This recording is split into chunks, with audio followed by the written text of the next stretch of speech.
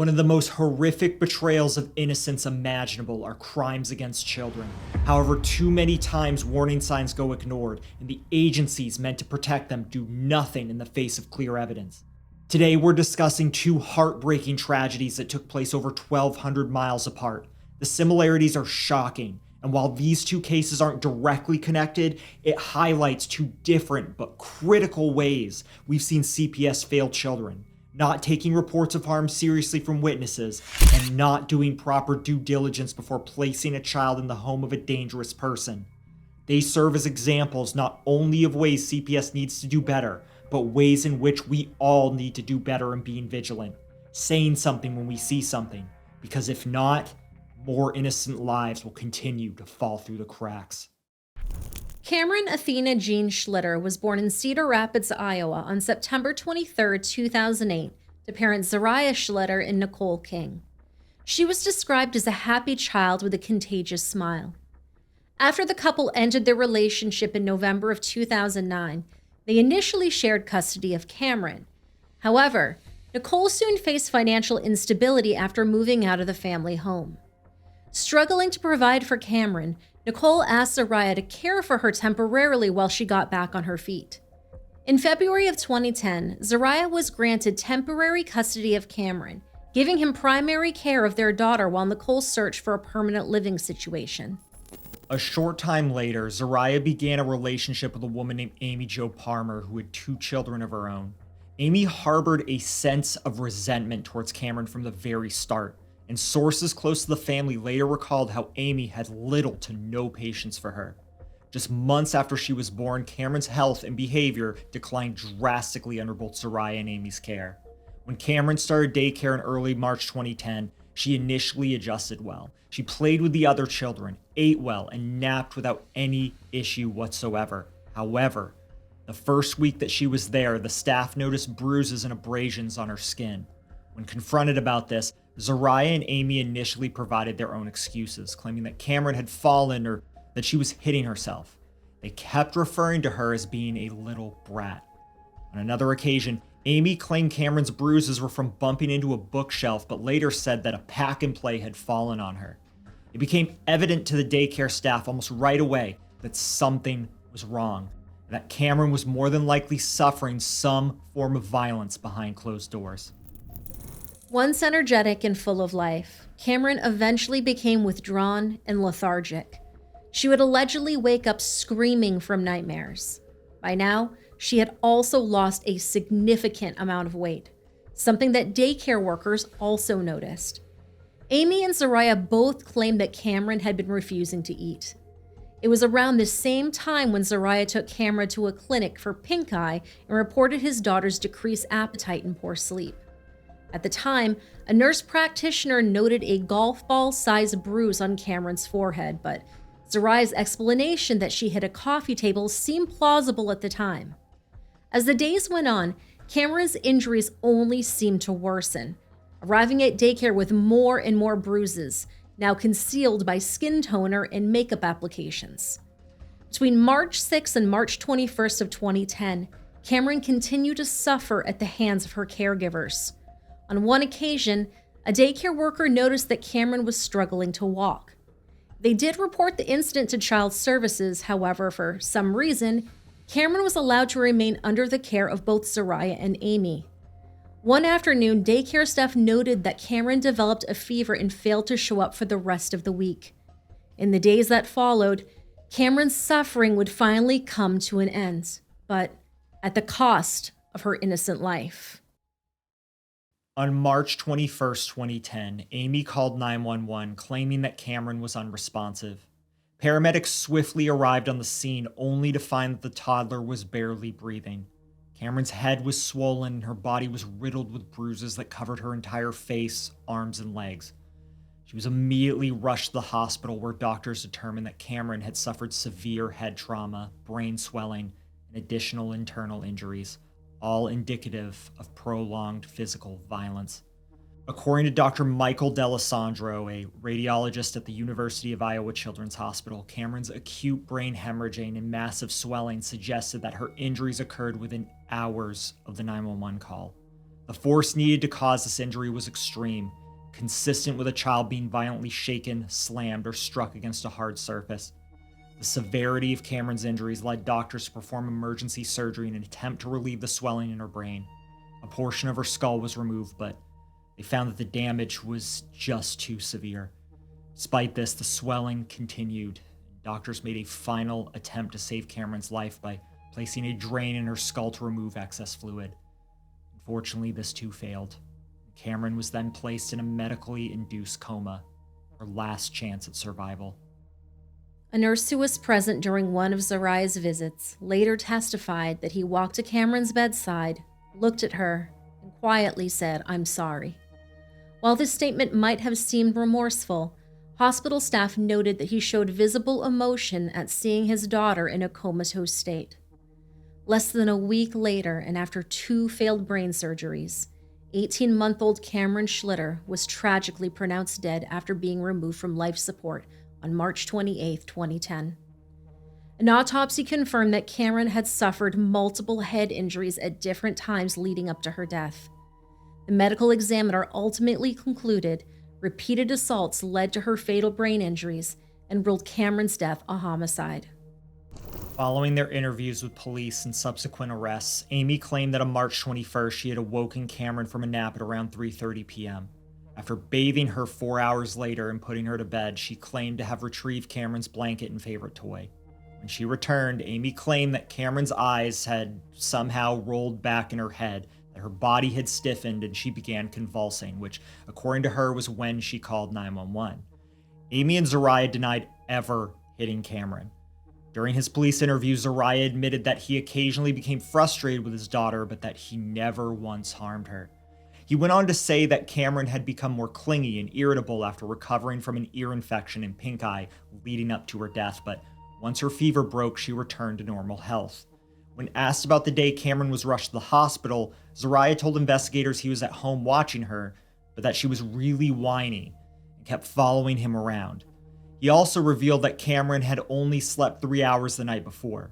When asked about his girlfriend Amy's potential involvement, Zariah defended her, claiming that Amy was too nice to commit any acts of violence towards his daughter. Zariah first told police he was unaware of Kamryn's bruises, but later admitted he saw them and that he had been rough with her. While being questioned, he eventually admitted to becoming frustrated with Kamryn and frequently needed to step away to cool down. He went on to make an odd comment, stating that someone making an educated guess would think he was responsible for the injuries because all the arrows are pointing to him. Still, he denied any involvement in his daughter's death. Evidence recovered from the home, however, told a much different and darker story than what either Amy or Zariah had provided to the police. Investigators ultimately found a tissue in Amy's home with Kamryn's DNA and traces of makeup on it, the same type used to cover her bruises, reinforcing the possibility of ongoing violence in the home. Months after Kamryn's death, Zariah reached out to investigators on his own accord, informing authorities that he wanted to help in the case. In his shocking admission, his story changed completely, now acknowledging that he noticed Kamryn's bruises for weeks before her death, and that he himself had been, as he put it, harsh with Kamryn at times. On Thursday, April 1st, 2010, a visitation was held at the Cedar Memorial Park Funeral Home in Cedar Rapids, Iowa. Family and friends gathered to grieve and share memories, attempting to find solace in the wake of this unspeakable tragedy. The following day, a private family service took place where the closest to Kamryn said their final farewells at Cedar Memorial Park Cemetery, where she was buried. Both Zariah Schlitter and Amy Palmer were initially charged with first-degree murder and child endangerment resulting in death. However, the charges for both defendants were later reduced to child endangerment and involuntary manslaughter. At Zariah's trial, Kamryn's mother, Nicole, testified that Zariah had been physically aggressive with their daughter prior to their separation. She recalled an incident where he once angrily threw blankets into Kamryn's crib and cursed at her for crying.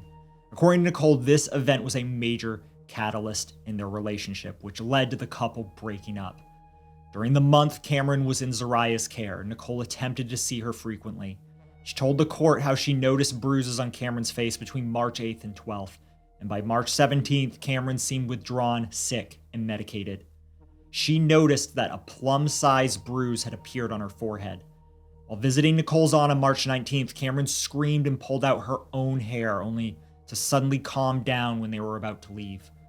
Nicole initially believed Amy was solely responsible for the violence. However, her perspective shifted after seeing photographs of Kamryn's bruises and fingernail marks on her body. Nicole testified that the fingernail marks were consistent with how Zariah would roughly pick up Kamryn, and she did not believe Amy was capable of causing those specific injuries. Nicole had also revealed that Zariah had contacted her 2 days before the trial, asking her to talk him up and support his version of events when she testified. One of the doctors who tried to save the young girl's life also testified in court, establishing that Kamryn's brain injuries were consistent with repeated trauma, and her hair pulling was likely a reaction to stress. In addition, the prosecution called several members of Kamryn's daycare staff to the stand who testified about how Zariah had dismissed concerns about Kamryn's injuries, claiming that he simply hadn't noticed them.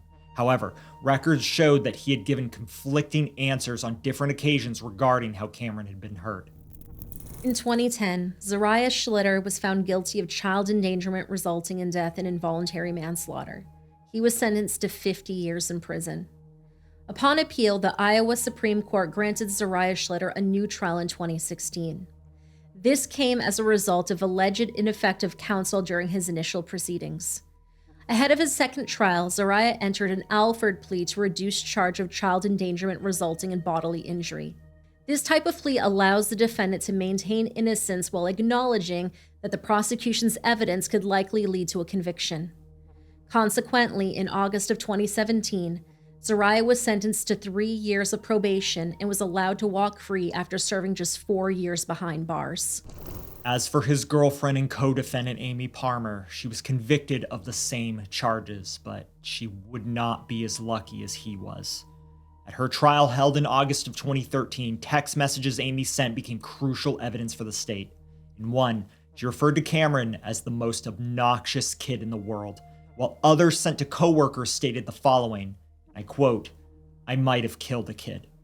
Timothy Sprouse, Amy's former boyfriend, also testified, revealing to the court that after a night of drinking in April of 2011, Amy became emotional and told Timothy that he shouldn't become too attached to her because she was likely going to prison for killing an 18-month-old child. On the stand, Timothy went on to say that Amy made mention of head trauma being a contributing factor in the child's death. Aside from expressing concern that she would surely lose custody of her 2 surviving children, Amy remained aloof and didn't provide much more detail during her conversation with Timothy. During closing arguments, Amy's lawyers did their best to suggest reasonable doubt in this case, even went as far as blaming the toddler's mother, Nicole King. But it's important to note that Nicole was never charged with a crime. These accusations prevented by the defense resulted in an outburst, with members of the King family exiting the courtroom. In the end, 29-year-old Amy Palmer was found guilty of involuntary manslaughter and child endangerment, and was later sentenced to the maximum allowed in the state of Iowa, 50 years in prison without the possibility of probation. In addition, Amy was also required to pay $150,000 in restitution. To some extent, justice had been served, but how Zariah was allowed to walk free after his involvement in his daughter's murder is beyond our wildest comprehension. And while no conviction or prison sentence could bring back Kamryn, there is no question that her death came as a result of the failures of all those who should have protected her, those whose job it was to make sure she was protected. Several years before, and on the other side of the country, in the state of Rhode Island, another innocent child, Thomas J. Wright, would endure a similarly brutal fate, one marked by unrelenting violence, systemic failure, and horrifying betrayal. September 11th, 2001 is a day that will live on in infamy for many Americans.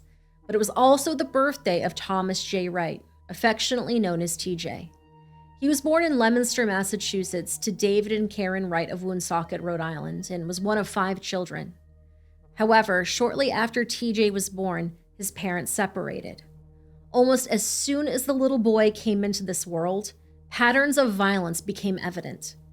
TJ had fallen from a second-story window on 3 separate occasions, Yet it wasn't until the third incident that a caseworker was assigned. Several more reports were made when neighbors heard a child's screams coming from inside the apartment. Despite this, no legal action came as a result. A short time later, TJ's mother was arrested and sent to prison to serve a 2.5-year sentence for charges related to weed. In January of 2004, DCYF placed TJ in the care of his aunt, 24-year-old Kamryn Bunnell, and her boyfriend, 27-year-old Gilbert Delestri. Kamryn was unemployed and a known drug user. Placing these children in the custody of Kamryn and Gilbert would soon prove to be one of the worst mistakes the state of Rhode Island has ever made. On the night of October 29, 2004, Kamryn and Gilbert left 3-year-old TJ in the care of a 15-year-old babysitter named Kayla while the two went out for drinks at a local nightclub with Gilbert's cousin. When they returned to the Walnut Hill apartments on Diamond Hill Road in Woonsocket hours later, they found the babysitter fast asleep on the couch and a bowl of yogurt and milk spilled all over the floor. The babysitter awoke to find Kamryn screaming in a fit of rage, and Gilbert went upstairs to TJ's room where several slaps could be heard, followed by TJ's cries. The babysitter then witnessed Kamryn storm upstairs where she grabbed TJ by his arms and began dragging him back down to the first floor, deliberately slamming her knee into his back with each step. When they reached the bottom, Kamryn threw TJ onto the floor with such force that his face bounced off the ground. As he lay sobbing, struggling to understand why he was being hurt, Kamryn continued. She repeatedly punched him in the chest, stomach, and back with a closed fist. While ignoring his cries, Kamryn began to shout, "Why did you mess up my floor? What is the matter with you? Why did you do this in the living room?" But the torture didn't stop there. Kamryn, ignoring TJ's injuries, decided to humiliate him further. She poured milk over his head and continued screaming at him, blaming him for the mess, shouting, "You want to waste my milk? You want to waste my fucking milk?" At this point, Kamryn turned to the babysitter and suggested that she leave. Once she did, Gilbert joined in on the attack by lifting TJ into the air and throwing him across the room. TJ's body traveled several feet before landing on the floor with his legs twisted beneath him. Gilbert then picked TJ up and placed him on the steps. With his breathing becoming increasingly labored, Gilbert slapped the boy, causing him to fall down roughly 6 to 8 steps, at which time TJ lost consciousness. Gilbert's cousin, who was in the car at the time, eventually heard the noise and ran inside and attempted to intervene. But instead of calling for help, Kamryn blocked him from trying to help the boy. Gilbert then picked up the boy's motionless body, carried him back up to his room, and placed him in his crib. Several minutes later, Gilbert suggested Kamryn go check on him, but TJ was barely breathing. In a panic, she dumped cold water on him in an attempt to wake him up, but TJ still wasn't moving and his face had turned blue. That's when Kamryn finally decided to call 911, where she told the dispatcher that TJ was sick and that they needed an ambulance. Oh, ma'am, calm down. No, check on that, please. What's the address? Oh, my neck is looking up. He looks like he's blue. He's not breathing. What's the address? He's breathing. Okay. Come now. When paramedics arrived at 3:30 a.m., they found TJ in his crib with black eyes, blood in his mouth, and vomit covering his mattress. He was rushed to Landmark Medical Center in Woonsocket, where doctors immediately recognized the severity of his condition. He was placed on life support and later transported to Hasbro Children's Hospital. TJ's left arm was broken, and doctors who attempted to save his life described his condition as looking like he'd been in a boxing match. Despite medical intervention, the extent of the little boy's injuries left little hope. At noon on October 31st, 2004, TJ was removed from life support and was pronounced dead. As for the parties responsible, Kamryn Bunnell initially claimed ignorance, telling officers that when she returned home, she simply found TJ clinging to life. She even attempted to shift the blame onto their babysitter, Kayla. She also tried to coerce TJ's siblings, who were also present and witnessed the attack, into repeating her false narrative. Authorities immediately saw through Kamryn's lies. When the babysitter was questioned, she told police how she had witnessed Kamryn beating TJ as if he were a teenager. She described the brutality in chilling detail, recounting how Kamryn's punches and kicks were full force and landing without mercy. The autopsy ultimately confirmed the babysitter's account. TJ's injuries were extensive and consistent with repeated blunt force trauma, including fractures to his skull, broken ribs, as well as the fracture to his left arm. At just 3 years old, 32 pounds, TJ had been beaten to death. Following the fatal attack, Kamryn and Gilbert were arrested and charged with second-degree murder and conspiracy to commit murder. TJ's funeral was held on Friday, November 5th, 2004, at Brandon Funeral Home in Fitchburg, Massachusetts. The service was followed by a burial at Forest Hill Cemetery. Family and community members gathered to mourn the heartbreaking loss of such a young life.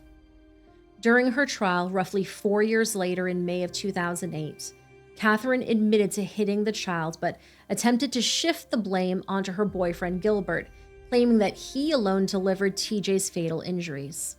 However, forensic evidence proved that Kamryn had initiated the violence and Gilbert had continued it.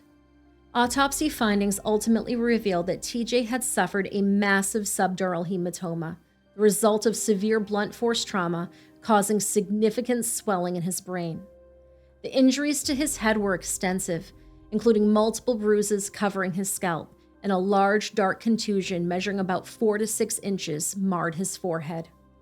On his cheek, 4 parallel bruises were present, a telltale sign of one of many forceful slaps. Deep bite marks were also discovered on TJ's tongue, evidence that in his final moments of suffering, the child had clenched his teeth in agony as the result of a continued assault against him. Gilbert refused to testify in his own defense, remaining silent in court. His lack of remorse and refusal to acknowledge his role in TJ's murder only strengthened the prosecution's case. One of the most damning pieces of testimony came from Gilbert's cousin, who stated that Kamryn physically prevented him from helping TJ when the child lost consciousness. The prosecution argued that this demonstrated clear intent to let the child die. Karen Wright, TJ's biological mother and Kamryn's sister, addressed the court during victim impact statements where she supported Kamryn, insisting that she was innocent and that Gilbert was the sole culprit in the crime. At one point during the trial, Karen screamed from outside the courtroom, stating the following: "I want my baby back. I want my baby back. He killed him. He did that. He did that." In the end, the jury found Kamryn Bonnell guilty of second-degree murder and conspiracy to commit murder.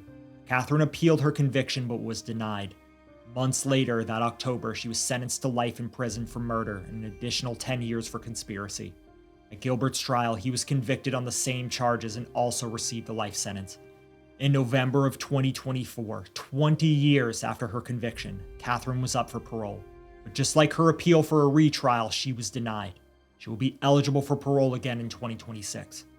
Like in nearly all of the cases we cover, there were several missteps by the powers that be. Officials later admitted that they were unaware that Gilbert had previously been caught with a massive quantity of drugs during a traffic stop. In the wake of TJ's death, a state panel concluded that DCYF never should have placed the children in Kamryn's custody. The agency's negligence ultimately became a key allegation in a 2018 civil lawsuit exposing widespread failures in Rhode Island's foster care system, underscoring how TJ's death could and should have been prevented. State reforms included enhanced training for caseworkers, stricter vetting procedures for foster placements, including mandatory criminal background checks and home visits. The settlement also provided financial compensation to TJ's surviving family members. After examining these two cases, one thing is certain, and that's the fact that Kamryn Schlitter and Thomas J. Wright should still be here today. Their lives were stolen by cruelty and their cries for help ignored. We owe it to them to demand change, to ensure that no child suffers as they did. Child homicide remains a deeply troubling issue here in the United States. Between 1999 and 2020, the overall child homicide rate increased annually by an average of 4.3%, with a sharp rise observed from 2019 to 2020. More times than not, family members are almost always the perpetrators. These statistics highlight the urgent need for strategies to protect vulnerable children and address contributing factors before it is too late. Kamryn and TJ should be remembered not just as victims, but as symbols of the urgent need for reform. Their stories must not be forgotten. Both children were under the care of adults who should have nurtured and protected them. Instead, they suffered unimaginable violence at the hands of those they trusted the most.